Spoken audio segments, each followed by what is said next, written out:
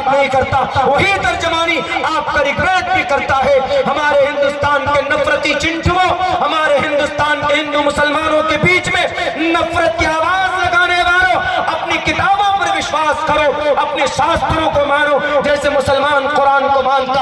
अगर कुरान करीम पर एतराज है या अय्युहन नबी युहर्रिजुल मुमिनीन अलल क़िताल पर, तो रुद्रगो ग्रीवा शरैत पिशाचा पर भी आपको एतराज होना चाहिए। अगर कुरान करीम की आयत फकुलू मिम्मा गनिमतुम पर एतराज है या अय्युहन नबी युहर्रिजुल मुमिनीन पर एतराज है, तो आप अपने अथर्ववेद का श्लोक प्यारू नाम पर जाम जही पर एतराज होना चाहिए एवं ब्रह्मा द्विषों पर भी एतराज होना चाहिए, जिसके अंदर शत्रु, जिसके अंदर जालिमों की खात्मे की बात कही गई है। ये निजाम आज भी अगर हमारे देश के अंदर कोई अगर हमला करेगा तो हमारे देश के प्राइम मिनिस्टर साहब बैठे रहेंगे? नहीं। क्यों? तैयारी किए हुए हैं। वो कहते हैं मौलाना आपके यहाँ तो तैयारी की बात की जा रही है कुरान में, वो आयतु लहुम मस्ततातुम, देखिए कुरान में है तैयार रहो। हाँ, कहा गया पता किन के लिए? चाइना जैसे दुश्मन के लिए कहा गया। चाइना अगर देश पे कब्जा करे तो क्या करते हैं? मिसाइल बनाते हैं। हमारे देश में डॉक्टर एपीजे अब्दुल कलाम ने कितनी मिसाइल बना के दी? 5, त्रिशूल, अग्नि और 3 है मेरे नाम याद नहीं। 5 मिसाइल क्यों बना कर दिया?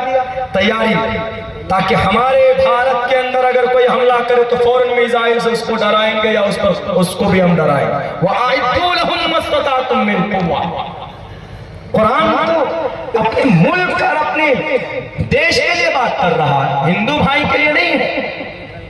और आपके बीच में अगर ये अफवाह किसी ने फैला दी कि नहीं जनाब फकुलू मिम्मा गनिमतुम, लूटो और खाओ, अरे ये लूट वहां की है, मैदान जंग में लड़ाई हुई, एक आदमी हार गया, उसकी टोटल प्रॉपर्टी जीतने वाले के लिए आज भी है। हमारा भारत अगर चाइना पर कब्जा कर ले 5-10 किलोमीटर दूरी चाइना की जमीन पर, तो क्या चाइना की जमीन को छोड़ देंगे? कहेंगे लीजिए चाइना वाले हम दयावान हैं, हमारा 56 इंच का सीना ले लीजिए, आप ही ले लीजिए। नहीं, मोदी जी कहेंगे कि बॉर्डर करो वहां पर, अपने देश में लाओ। क्यों? लड़कर हासिल किया आपने, फौरन उसको इस्तेमाल में लाएंगे, उसको फौरन इस्तेमाल में लाएंगे। इसी को कुरान ने कहा फकुलू मिम्मा गनिमतुम, लड़कर जो चीज हासिल की तुमने दुश्मन से, जबरदस्ती नहीं कि किसी गरीब पर गए बुलडोजर चला दिया, नहीं, वो नहीं, निहत्ते पर, हाँ लड़ने पर आ जाए कोई देश के अंदर हमारे घुसकर कोई वार करना चाहे तो सामने लड़ेंगे। आओ, चाइना हो कि श्रीलंका हो कि कोई भी हो,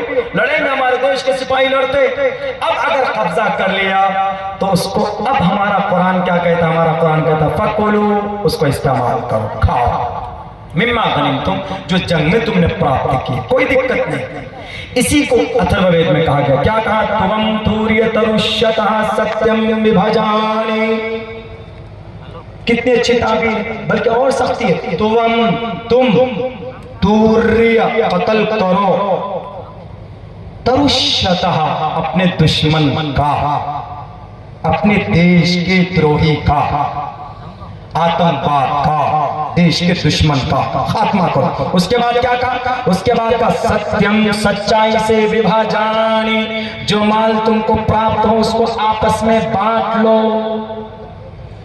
ये मत सोचना कि सिर्फ कुरान करीम पढ़ने वाले होते हैं उलमा, दुनिया की किसी और किताब को नहीं जानते। सबसे ज्यादा दिमाग अगर किसी के अंदर होता है पढ़ाई और एजुकेशन के एतबार से, हमारे उलमाए किराम के अंदर होता। पूछिए, एक बारीक बारीक नुक्ते बताएंगे। वो इस्तेमाल कम करते हैं, वो अलग बात है कि मस्जिद मदरसों से जुड़े हुए हैं, अपने अल्लाह को राजी करने के लिए शरीयत का काम कर रहे हैं। जैसे हज़रत मौलाना सलीम ने एक नई चीज अपनी बेटियों में एजुकेशन के लिए, ताकि नस्ल बरकरार रहे, समाज की बेटियों को बता रहे हैं, तो अलग बात लगे रहते हैं। लेकिन एक बात याद रखना, भूलना मत, हमारे देश को नफरत के आग में झोंकने वालों, मदरसे और मस्जिद को मोहरा बनाकर इनकी एक तारीख रही है। इनकी एक तारीख यह है, उस मदरसे को 114 साल पुराना मदरसा जलाया गया, 4000 किताबें जलाई गई। 4000 किताबों में कई सौ कुरान करीम के मुसव्वदे थे, कई सौ कुरान करीम के मुसव्वदे। 6-7 मिनट का टाइम है मेरे पास, मुझे सफर में भी जाना है मेरे भाइयों। कई सौ कुरान करीम के नुस्खे थे और खुश हुए हमने कुरान जलाया। और हम मदरसा जलाए, आहिस्ते आहिस्ते टोटल मदरसों को जला देंगे। याद करो मदरसे की क्या तारीफ रही है। आज तक भारत के किसी मदरसे से कोई टेररिस्ट पैदा नहीं हुआ, कोई आतंकवाद पैदा नहीं हुआ, आज तक तारीख गवाह। लेकिन मदरसे की तारीख क्या है मैं आपको बताता हूं। जिन नौजवानों को ब्रेन वॉश किया गया, तुम मदरसों को जला दो, कुरान पढ़ाया जाता है, कुरान पढ़कर आतंकवाद बनते देखो ना। इसीलिए ना मदरसा रहेगा, ना कुरान की तालीम होगी, और कुरान की तालीम नहीं होगी तो आलिम नहीं बनेंगे।